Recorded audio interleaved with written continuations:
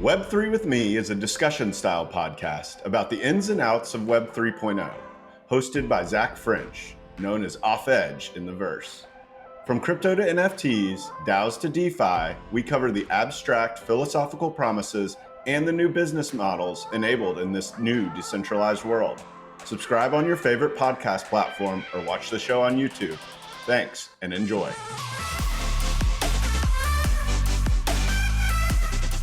Zach French is a bar-certified attorney, and nothing expressed by Zach during Web3 with Me shall be considered legal advice. All the opinions expressed by Zach and his guests are solely their own opinions. All content in Web3 with Me is for informational purposes only. Zach and his podcast guests may maintain positions in the securities discussed during Web3 with Me. Hey everyone, thanks so much for being listeners of Web3 with Me. I want to take a few seconds to tell you about my exciting new B2B offering. It is the mission here to educate. I sincerely believe Web3 can make the world better for more people. Businesses shouldn't be left out though, so I've launched the Web3 Coach. It's a bespoke education experience designed to help your team understand how Web3 affects your particular industry or company and identify opportunities unique to Web3. Whether you have a law or accounting firm with a growing number of clients participating in Web3 through crypto and NFTs, or you're a real estate syndicate looking for different ways to raise money, or teams just of fast-growing Web3 companies who want to understand your customers and your new teammates, I make sure you can talk the talk and leave feeling more confident about this crazy new world. Please take a minute to check out my website at theweb3coach.xyz.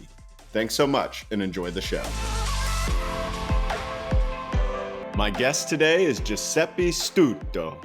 He is the first US-born member of his family, who are all from Italy. He's a deep technical thinker who does a great job of using analogies to explain his outlook on investing and Web3 generally. He founded his first company fresh out of college and sold it to DraftKings a few years later. After seeing them through an IPO, Giuseppe started angel investing and ultimately partnered up to form 186 Ventures, which is where he is now as managing partner. He plays on his unique technical experience as a founder to help provide a value add to all his portfolio companies. We go deep on the potential for Web3 infrastructure and developer tools. LFG baby, let's start vibing.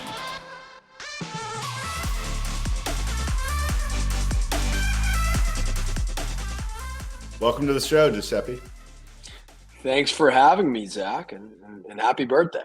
Thanks so much. Yeah, we are recording this right before my 36th birthday. So yeah, we're super close. I'm realizing how old I am. We're all only getting younger, is what I always say. We're younger at heart, right? Exactly. That's what matters. Well, cool. This was honestly like one of the coolest episodes, at least in intros that I ever had, right? Having introed to you through someone else and now being able to link up for the podcast. So I'm excited to record with you. You're my first venture capitalist on the episode as well. So, wow. Yeah. We'll see. Let's see how I do. Hopefully I don't no pressure, man. It's no big deal. No pressure. Just thanks for having me. Thanks for having me. This is going to be a lot of fun for sure. Awesome, dude. Well, I always like to start with your founding story. So if you want to kind of give the audience a high-level overview of, who you are and what makes you tick, that would be super helpful. Absolutely. So let's start way back. First U.S. generation born in my family here in the U.S. And most of my family still lives in Italy, actually, and grew up around the Boston area my entire life. Went to school locally, and then shortly after my undergrad, I founded my first software company in the group video conferencing space. So the company was called FAM, and we built multi-party video infrastructure, but also the consumer-facing component of it that effectively transformed any group messaging experience, so think group iMessage chats, into group FaceTimes. And this was a bit unprecedented at the time. Not many of the OEMs had figured out how to do this. This is before there was any native group FaceTime available on the iPhone operating system, for example. Built this company over the course of 5 years, late 2013 to Q2 of 2018, to north of 7 million users. the product that is. And then we sold the company to DraftKings, where I played a role. And this was before they were doing any of the online betting stuff, and obviously before their IPO. And I played roles on the product team and strategy team while at DraftKings, and it was a phenomenal time. Met my co-founder on 186 Ventures while at DraftKings, Julian. He was on the strategic ventures team, and we collaborated on various projects. But then we also, first we became really good friends, and then going into Jan of 2019, we started to angel invest in early stage tech companies together. So we wrote about 31 angel investments over the course of about 2.5 to 3 years. So from Jan 2019 to spring of 21 or so. And then I departed DraftKings to go be chief operating officer of one of our early angel investments in neural interface space, a company called Python Technology. And then following that, Julian and I in spring of 21, we both came to similar inflection points, and we said, hey, we are adding a lot of value to the companies we're angel investors in. And unfortunately, the amount of dedicated institutional support that is offered to founders beyond the capital that is deployed is lackluster at best. So this is the problem that we're solving at 186 Ventures. So we started to raise our first fund in July of 2021. We set out to raise 30 million. We were able to hit that and more. We closed the fund toward the end of 21, total of 37 million. We invest across Web3, crypto, fintech, future of work, media and entertainment, and healthcare primarily. And I always say our strategy is to cover multiple industries, but our edge is we were founders and operators. We've been there, we've done that, we've failed a ton. And we think that our combination of operator, founder know-how, and the eclectic networks that we've been fortunate to build up over the years is very value added to early stage founders. Average checks being anywhere from $250,000 to $1.5 million.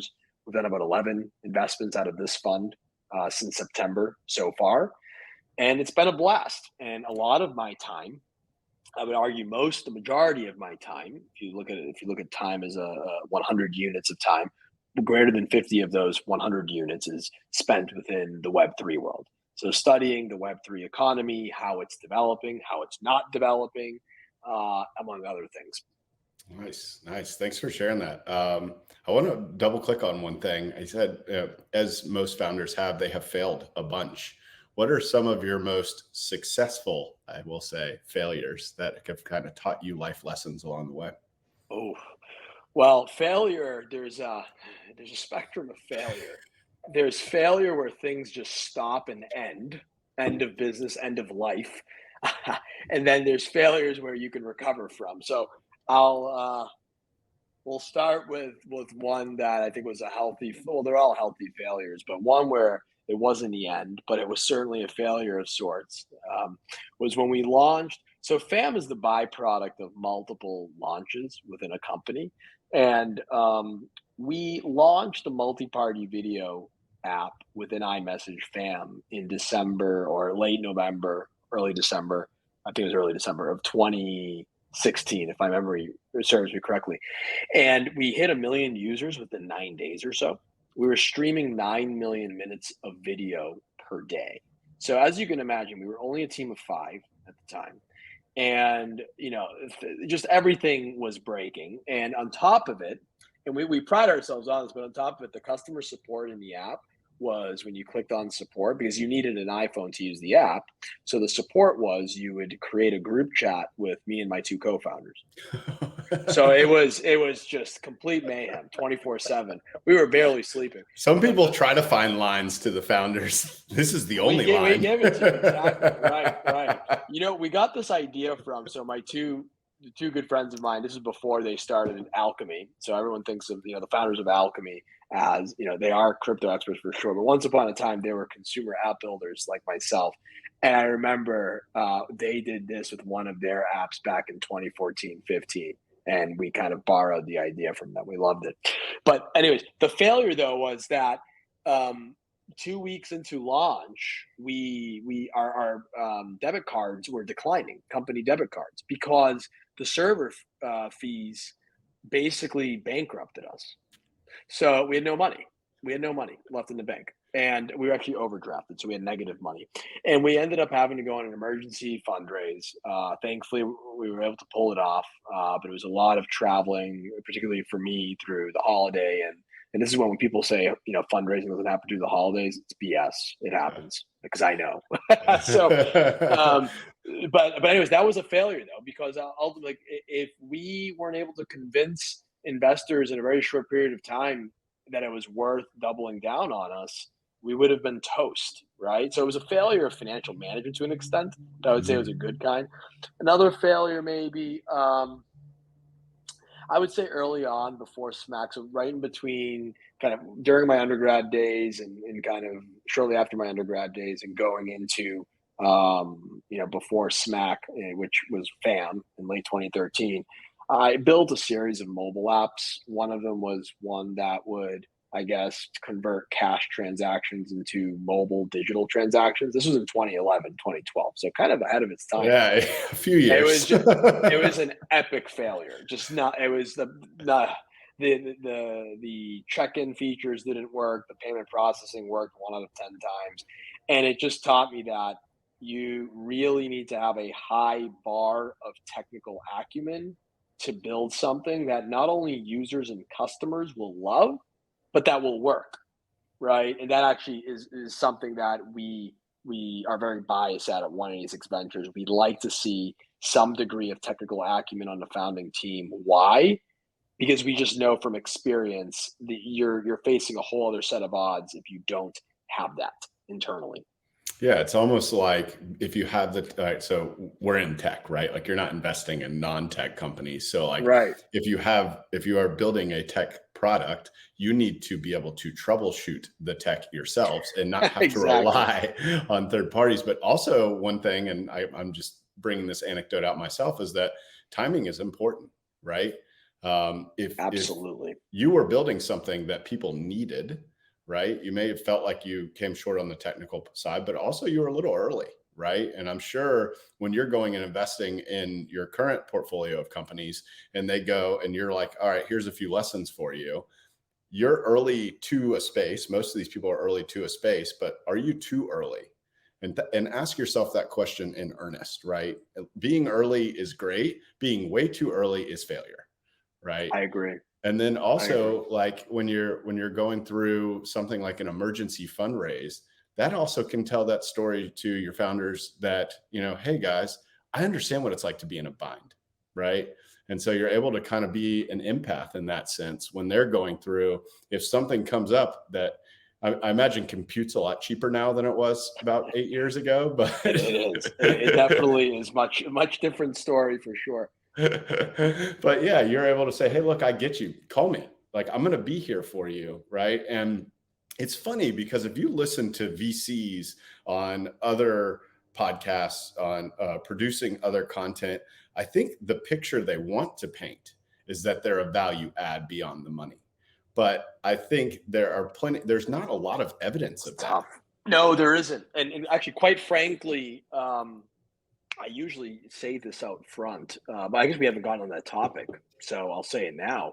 And we say this to our founders, whether ones that we invest in or ones that we didn't invest in. Ultimately, we don't believe that investors do that much in the grand scheme of things. Doesn't matter who you are. As much as I like to think I know a thing or two, but as much as I like to think I can add value, the assumption must be that there will be little value added relative to the value created by the founders. You can't compare the two. Oftentimes people like to just look at it in the same wavelength. You just can't. But what investors can do, and this is where this is why, part of why we founded 186 as an institutional fund. Investors can, at certain points along the business life cycle, significantly impact the trajectory of the company. And the probability that non-institutional investors on your cap table do that is much lower. Why? Because by definition, they're thinking about you less.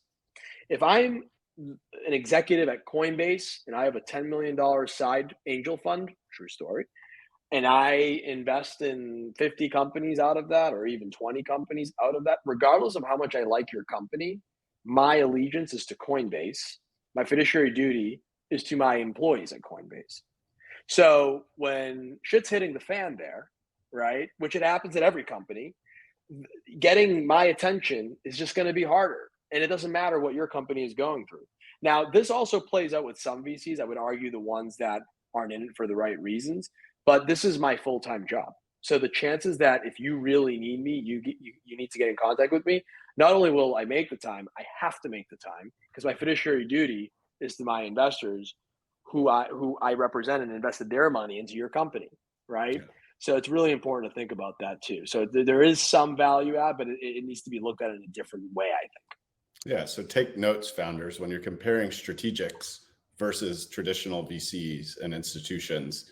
The VCs and institutions do have that fiduciary obligation to you directly, whereas a strategic investment fund, they are rather having their own obligations to their own company.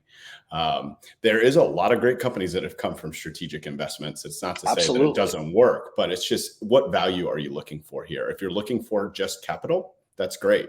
And maybe you're building in a similar industry where they can offer expertise. But if you're looking for someone who's always going to be on and always be there for you, maybe it's better to go the traditional kind of VC institutional route. Right.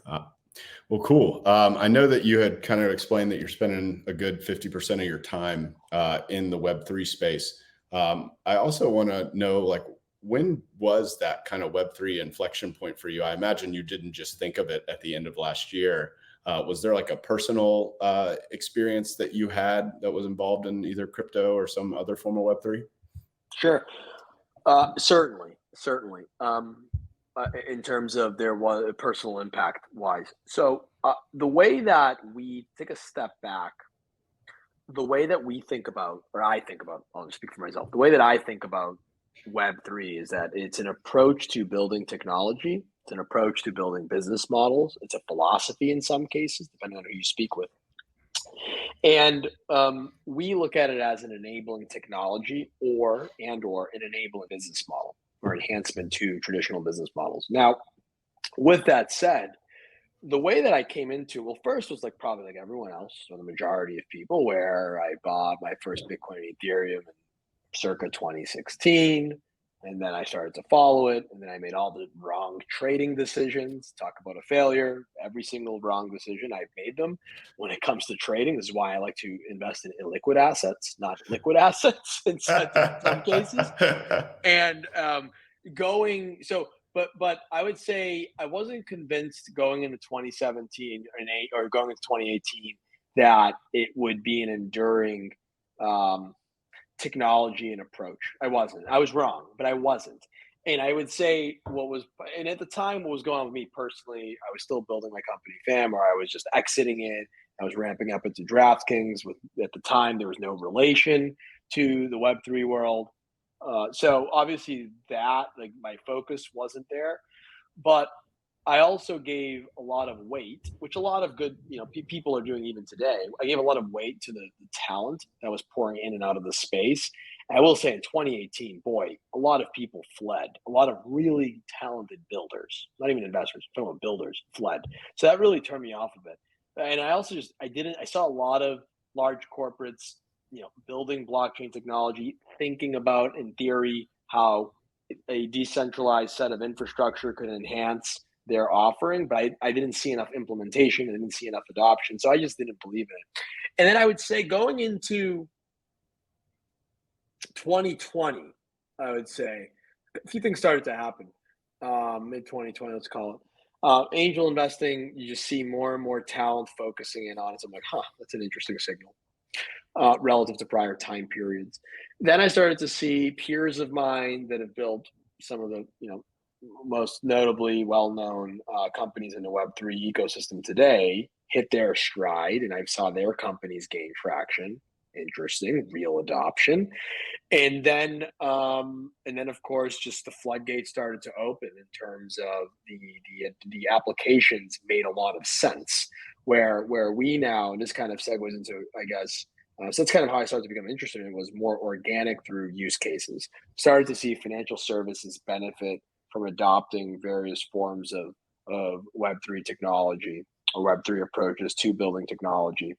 And I started to really think about how a lot of the problems that we're facing as a global economy, one of them being inadequate access to credit for small businesses that otherwise should qualify for it. So not small businesses that are getting off the ground or don't have or aren't profitable, but ones that have a track record of 10, 20, 30 years of profit still have a tough time qualifying for ample amount of credit relative to their larger business counterparts. That's a problem. I mean, if we're going to scale this world, we can't leave behind small businesses. We just can't. And there's going to be too much innovation lost, too much value creation lost, and it's just not the right thing to do.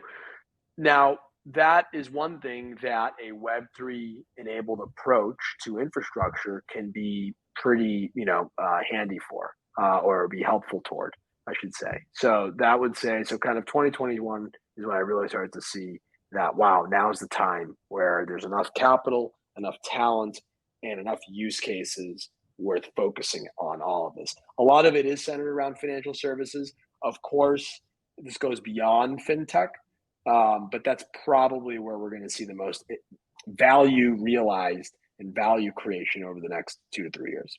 Yeah, that's kind of where it always starts. I feel like when you're For seeing sure. a new technology adoption, that's where the money is, right? The money is where the money is, which is finance. And it sounds like when you started to see that the dollars at work starting to buy into this, and you started to see use cases get validated. I think 2020 was DeFi summer, right? Yeah. That was obviously a lot of speculation, but nonetheless, it was one of the first valid use cases. Other than things that had not worked in the past. It was also when NFTs first started to become a thing, and they obviously really hit their stride in 2021. But it was the time when the use cases were starting to pile up, and you were approaching it like an investor at that point. It sounded like you're building your thesis. You had a very organized thesis as to like, okay, I see validation. Now I'm going to start taking a little bit more of an interest. So when you did start to take an interest, coming from a technical background, right, and being interested in those kinds of technical founders, what kinds of projects were you looking at specifically? Were you looking at more of the tech heavy stuff? And then I guess, how has that changed now that you have 186? Sure. Specific to Web3 or just in general? It's specific to Web3. Yeah. I would say, well, certainly looking at, we've done both consumer and enterprise related investments that have a significant Web3 component. But I would say one of the biggest eye-opening ones were ones that actually played on the side of regulation. What do I mean by that? So we wrote small angel check. We didn't have the fund at the time, but we did write a small angel check into Chainalysis, for example, right? So the more regulation, the better for Chainalysis. And I'll get to why we look at regulation. We also then, this is in the fund, a company called Ponto. So they're building infrastructure, like enterprise grade, high regulatory grade infrastructure for banks, for other large institutions that are financial in nature, to be able to have secure, compliant asset custody and payment transfer. Right. And they're taking a super regulation friendly approach where the first year of the company was based, among other things, basically about building up its IP from a regulatory and permitting standpoint, licenses and all that. And we look at that, and we've been looking at that, thankfully, the Web3 world in that way for 2 or 3 years now, even before the fund started. Why?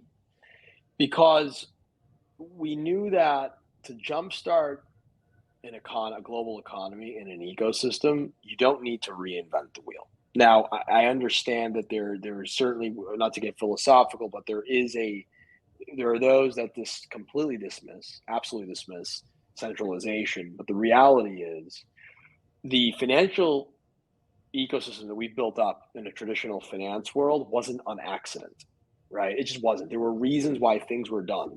And we're actually seeing that right now play out over the last 90 days within the crypto world.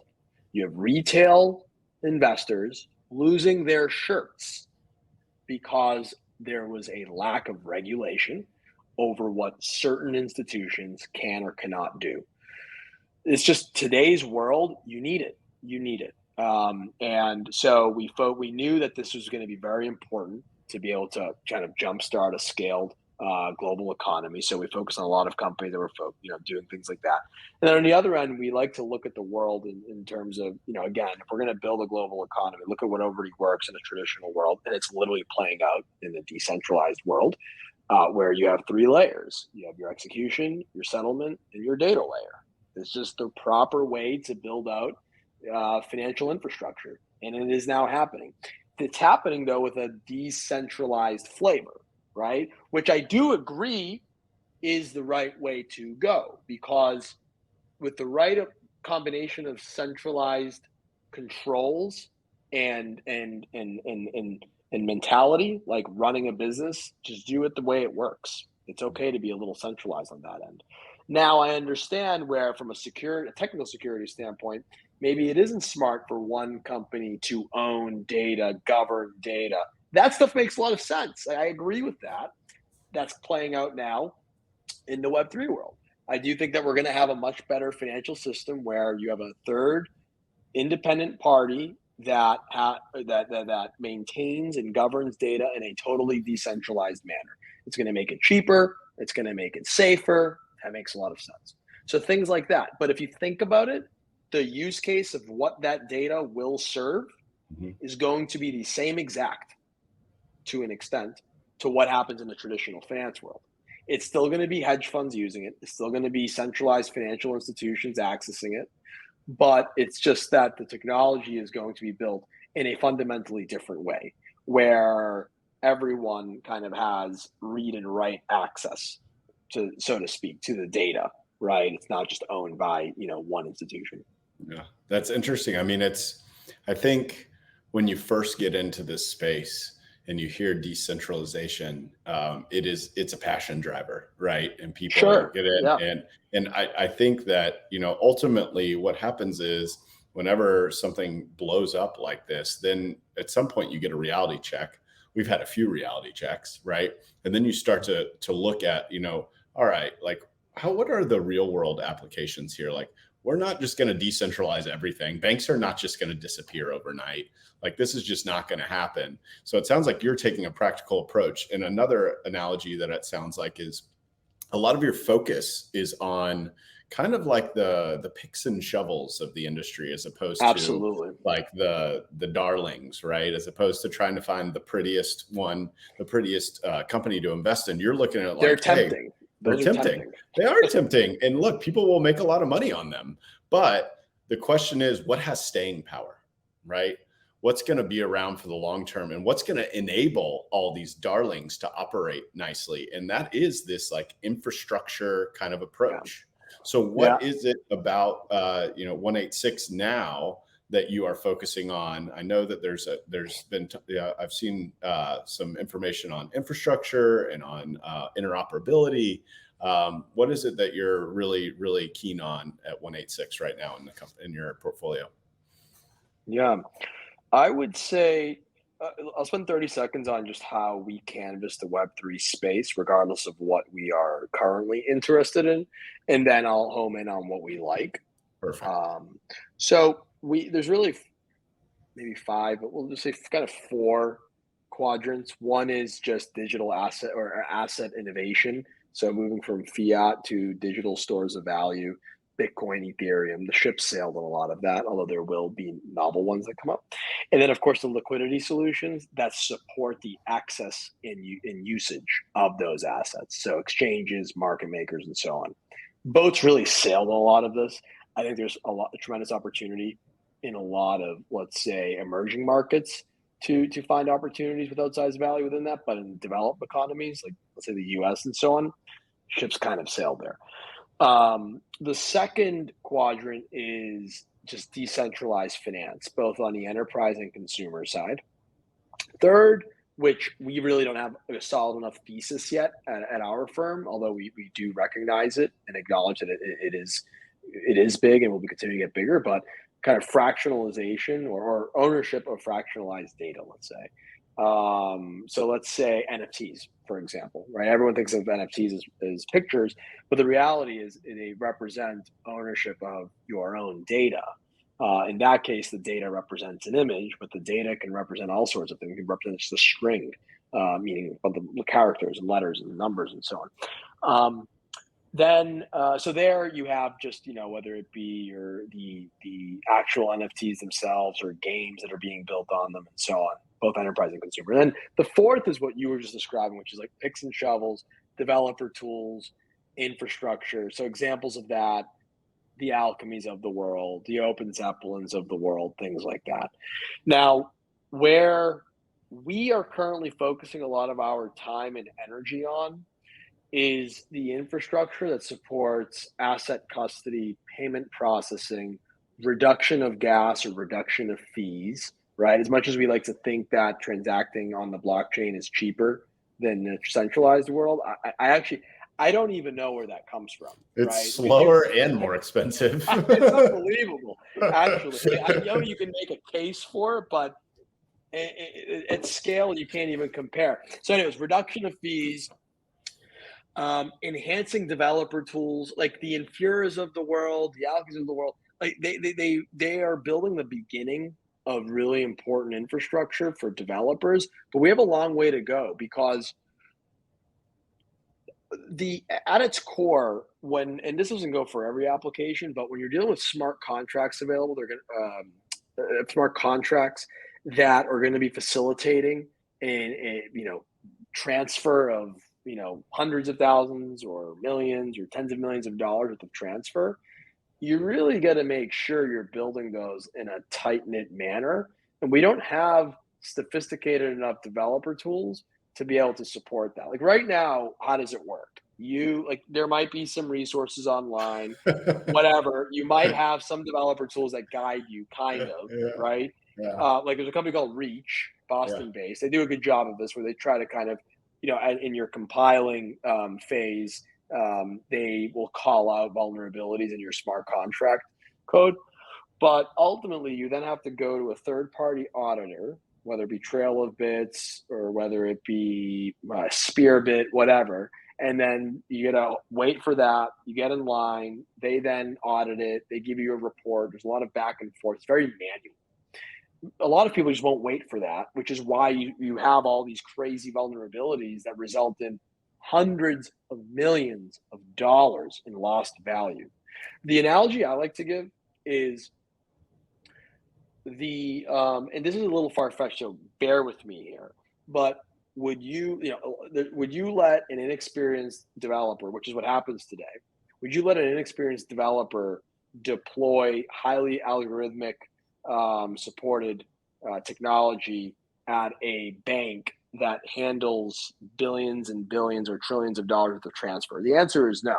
We're currently doing that in the Web3 world. That's fine, right? People are learning, but we need to understand that it's not something you can just spin up like a mobile application that allows people to exchange text messages, right? So that's why infrastructure matters right now, because without it, I don't think we're going to see the scale that we need to see in order to impact this planet as much as we need to with Web3.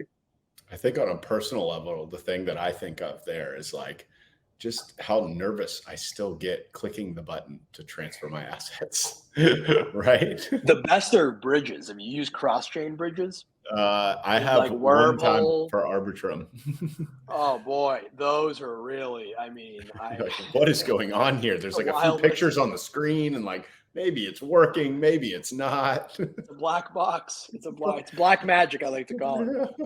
Good thing I'm only transferring 0.1 ETH. It's okay if I lose it, right? Like, because if I was trying to buy anything expensive or trying to spend a lot of money, I would want to talk to somebody or have something that just made me feel more comfortable. I agree. Yeah, the UX is definitely not where it needs to be, but neither is the infrastructure, right? Neither is the infrastructure. Neither is the services, to be honest. I think you alluded to this. Is smart contract auditing it's in its infancy. It really is. Like what we need is a lot of the, I think, bigger consultancy firms, the firms that specialize in auditing of other kinds, to really put their foot in the ground and start to build practices around it so that they can lend their brand behind the smart contract auditing and start building out full practices. I agree with that. I do agree with that. And I think it's going to be, I think both parties, meaning the actual auditing services and developers, have to progress at the same rate. I think right now there's been a tremendous amount of effort, in my opinion, put toward these auditing services, which are incredibly important, the role that they play in Web3, but not enough emphasis has been put in pre-baking in the developer tools that are rolled out there. You can just pre-checking, right? Like there's no, with where AI is where it is today, and just where, just compute power and all these things that have come together over the last, several years, there's no reason why at the compile state of writing code that you really can't call out for some of these things. Now this exists to a degree, but I think it can go a much longer way, in my opinion. That's interesting. I'm not entirely familiar with all of the developer tools out there currently. Do you have like a good high level explanation for both me and the audience of kind of the current state of these developer tools? What are they focused on? What aren't they focused on? What are the constraints that they're facing? Sure. So I guess I'll give two examples. And I haven't messed around with Alchemy in a while, but there's Alchemy where they think of them as, well, this is what they also dub themselves in press, but the AWS of crypto. So, with relatively little code, you're able to spin up a suite of node connections to whatever blockchain you're trying to develop on, say on Ethereum, for example. So it allows you to focus on the actual application development versus trying to become the ultimate expert of blockchain, like the underlying protocol layer, right? So think of it as powering your application on the back end, but not really helping you too much on the front end application, right? So a lot of people have focused on that. Why? Because people were spending weeks or months just figuring out how to deploy an application on the Ethereum protocol. So obviously, let's start there. Let's fix that, which is how they started, right? Their story is they in building out applications, blockchain applications, they were like, this is crazy. The amount of piping that needs to be built and spun up just to be able to write a line of application code, right? And they found that some of their peers, I think the founding team at Dapper Labs, were like, wow, we could use this. And then that's why they power Dapper. Now they power who knows what. They're by far the leader in that space. But then on the other end, so those tools exist. I would say what's called like the IDEs, so integrated development environments. They're really early on, right? So the comp in the Web2 world, if you want to write an iPhone application, you need to use Xcode. Xcode is the IDE native to Apple and the Mac OS and the iOS and all that. So basically what it does is it allows it it's where you write your code, it's where you compile it to see if it works or if there are any bugs or errors. It's what you would use to troubleshoot most of the time and so on. That equivalent for blockchain application development is in its infancy. There's a company called Reach doing it fairly well. It's part of their solution, it's not the only thing that they do, but they're building out their own. And there are some other companies too. But that's also going to be a core part of it, right? You have the back end part of it, which makes it easy for you to just get to work and build an application. And then you have, the other part of it, which is like, all right, now that we're actually building the application, let's do it. Let's save ourselves as much time as possible. Let's make it as high performing as possible. Let's make it as secure as possible. And that's kind of the next state. But we barely have those right now, I would say. So it's launch. If I could simplify it and tell me if I'm being dumb. Oh, sure. So its launch is pretty well covered. Alchemy is the leader in the space to launch an application, whereas I would say optimizing the application in multiple different ways that we kind of take for granted, maybe in the Web2 world, we're not there yet when it comes to Web3. No, we're not. The book is still being written on it, right? Yeah. Because we don't even know how far and how complex some of these applications are going to become, right? The underlying protocols are still being built to an extent. It's like another analogy that I'll give Imagine being in a pre-GUI graphical user interface world, right? So pre-Windows operating system, but not DOS, like Right. Microsoft Windows with Not a Oregon graphical Trail. user interface. Yeah, right. Not right. No, like, exactly right. Not the original Oregon Trail. Like before Apple came out with the graphical user interface, and then before Windows came out with we're before that. We don't even we are in like the people like to say we're in the 90s. We're in the 90s from a business development standpoint, from a technology development standpoint. When it comes to developer technology, I'd argue we're in the 70s. Wow. Seriously, I really would. It's that we're like that. I really would argue that Uh, because there's just so much more that needs to happen, honestly. So we need those operating systems to come to life. I truly believe that we're going to have Web3 equivalent operating systems.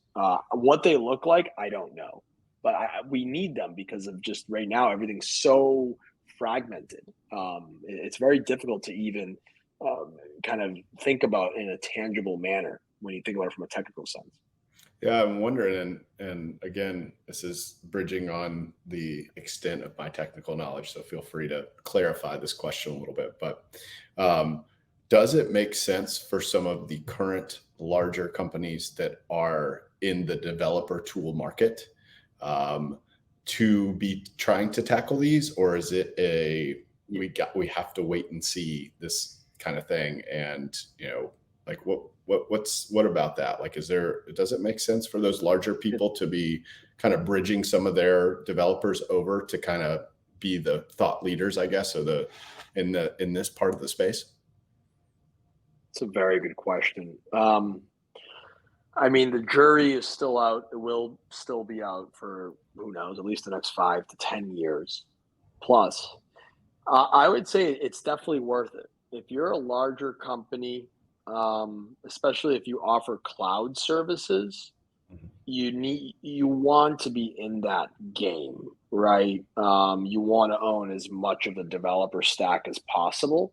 So how you get there, I mean, it's a build, buy, or partner type scenario. These larger companies, they don't partner; they either build it or they buy you. So I don't know how they're going to go about it, but certainly yes, I do absolutely think that some of these companies are, to my knowledge, should be deploying some engineering bandwidth to solving some of these problems.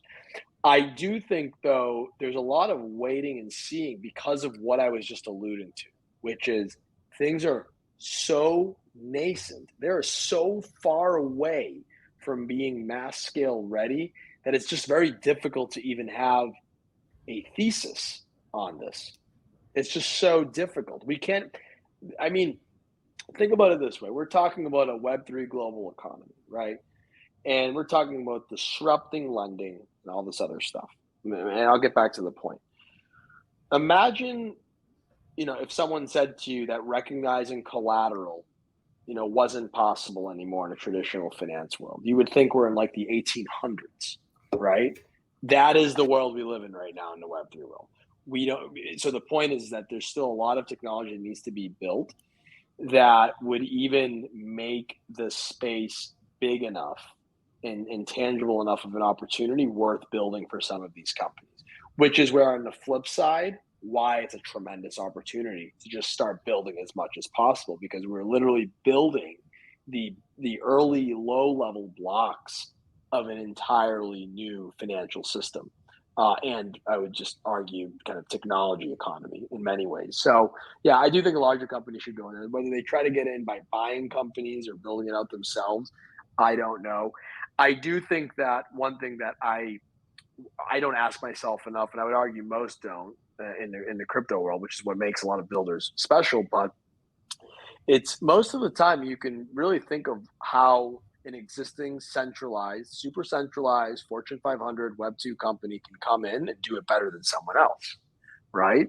And that's something that people need to be very cognizant of, whether it be building a developer tool, whether it be building infrastructure or whatever else. Nothing's stopping them really. And the philosophical rejection of centralization has definitely disappeared over the last 90 days, right? Yeah. In my opinion.